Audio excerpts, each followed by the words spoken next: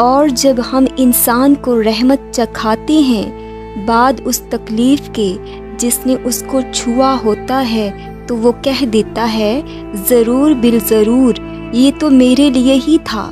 I deserve this blessing، یہ رحمتیں تو میرا حق ہے کہ مجھے ملیں، اور نہ ہی میں یہ گمان کرتا ہوں کہ قیامت آئے گی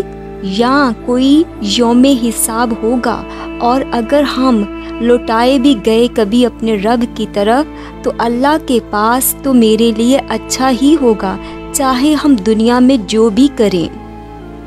اللہ تعالیٰ نے 4 اصول بیان کر دیے ہیں انسان کے مزاج کے۔ ایک تو وہ کہتا ہے کہ یہ رحمتیں میرے لیے ہیں، اور دوسرا وہ کہتا ہے کہ مجھے نہیں لگتا کہ قیامت ہوگی۔ تیسرا وہ کہتا ہے کہ میں لوٹایا بھی گیا تو مجھے امید ہے کہ اللہ کے ہاں میرے لیے اچھا ہی ہوگا۔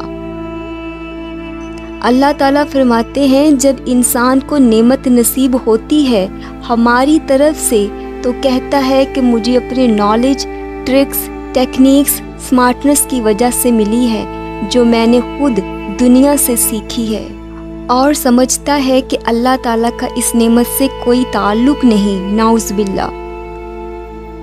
اللہ تعالیٰ فرماتے ہیں کہ جب اسے نعمت ملتی ہے تو وہ بھول جاتا ہے کہ اللہ سے وہ کیا دعائیں کرتا تھا، اللہ کو ہی بھول جاتا ہے۔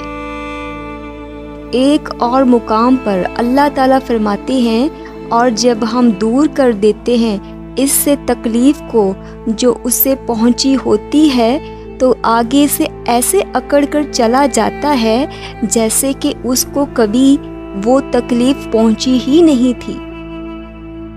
جب ہم اسے چکھاتے ہیں اپنی رحمت تو انسانوں کا ایک گروہ تو اللہ کے ساتھ شرک ہی کر بیٹھتا ہے۔ اگر اللہ تعالیٰ انسان کو اس دنیا میں بے لگام چھوڑ دے تو یہ اس کا ایٹیٹیوڈ ہے، یہ اس کا رویہ ہے، یہ اس کا بیہیویئر ہے کہ اللہ کے ساتھ ہی شرک کر بیٹھتا ہے، اکڑ جاتا ہے اور اللہ کو پکارنا بھول جاتا ہے، اپنے آپ کو کریڈٹ دیتا ہے اپنے نالج کو اور کہتا ہے میں یہ ڈیزرو کرتا تھا اور قیامت نہیں آئے گی، اور اگر ہم اللہ کی طرف لوٹائے بھی گئے تو ہمارے لیے وہاں اچھا ہی ہوگا۔ ایسے مزاج والے انسان کے ساتھ اللہ تعالیٰ اور کیا کرتے؟ اللہ تو ہر چیز پر قادر ہے، لیکن یہ اللہ کی حکمت ہے، اس کا وزڈم ہے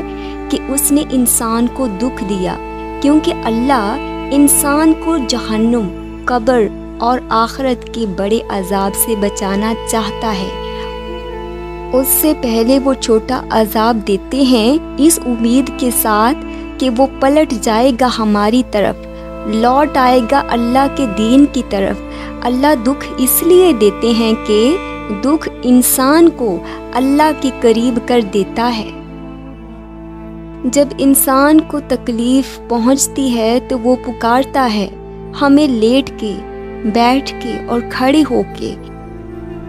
اللہ کا انسان کو دکھ دینا بے وجہ نہیں، اللہ تعالیٰ انسان کو اس لیے غم دیتے ہیں تاکہ وہ اللہ کی طرف رجوع کرے۔ دنیا میں انسان کو چھوٹی تکلیف مل جائے اور آخرت کی بڑی تکلیف سے بچ جائے، اور اللہ دکھ اس لیے دیتے ہیں کہ ہمارے گناہ جڑ جائیں اور ہم پر کوئی بڑا عذاب نہ آ جائے۔ تکلیف کی نہیں بلکہ رحمت کی دعا کرنی چاہیے۔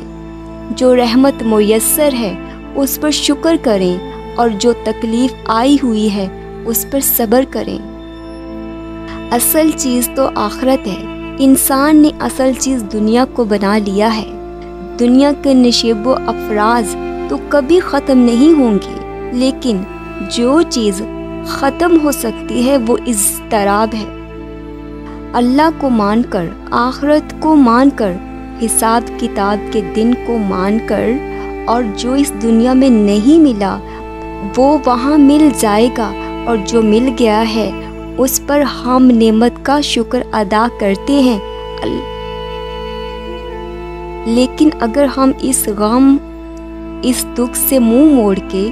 اللہ سے کہتے ہیں کہ اس کی تو دنیا میں کوئی حیثیت ہی نہیں، بس خوشیوں کی طرف ہی بھاگتے رہیں، دنیا کی طرف ہی بھاگتے رہیں، تو اس دنیا نے تو بہت سے لوگوں کی جان لے لی ہے، کیونکہ یہ دنیا بہت سخت ہے، اس میں زندگی گزارنا بہت دشوار ہے، مگر جو چیز انسان کو ہمت دیتی ہے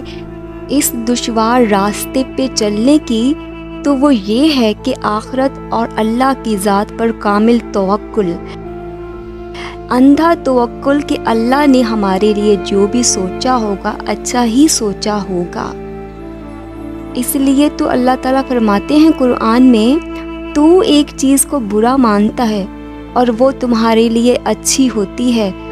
تو ایک چیز کو تو بہت پسند کرتا ہے، مرتا ہے اس کے اوپر، وہ تیرے لیے شر ہو سکتا ہے، ایول ہو سکتا ہے۔ اور آگے اللہ نے کہا، میں جانتا ہوں تم نہیں جانتے، ہم اللہ کی حکمتوں کو کبھی نہیں سمجھ سکتے۔ تو ٹرسٹ ان اللہ، اگر آپ نے ارادہ کر ہی لیا ہے تو اللہ پر توکل رکھیں، اور اگر نہیں ہوتا تو اس کی قدرت کو مان لیں، تقدیر پر یقین رکھیں، اور اگر غم پہنچ بھی گیا ہے تو صبر کریں۔ دعا ہے کہ اللہ تعالی ہمارا آسان حساب کتاب لے،